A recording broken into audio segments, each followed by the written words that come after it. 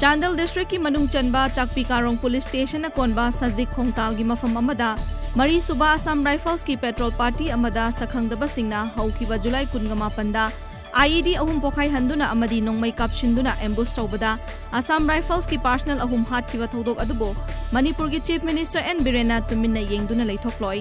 Lemna थारोय अमदी चेनबा सिंग अदुगी मथक्ता अकनबा थबक लौखलगनी हाइख्रे वाफम मसिंग असी अयुक Imphal international airport दा लेखिद्रबा जवान अहुम अदुगी मफमदा इकाई खुबनबा उल्लुरबा मतुंगदा पाउमी सिंगदा फोंगदोकलमखिबने Narayan Sena youth development organization UNDC एल्सा क्लब ACVALC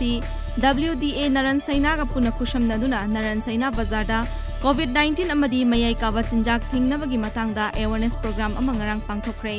चाइल्डलाइन बिष्णुपुर की डिस्ट्रिक्ट डायरेक्टर LP शक मोइरांग पुलिस स्टेशन की OC RK अनिल कुमार अमदी फुवाला ग्राम पंचायत की प्रधान N Ranjit second IRV Narayan Sena की असिस्टेंट कमांडेंट के खुखनसन थौरम अदुदा अथोइबा मिथुंगलेन सिंह ओइना वांगांगलोइ सिंह ओइना सरुक याखी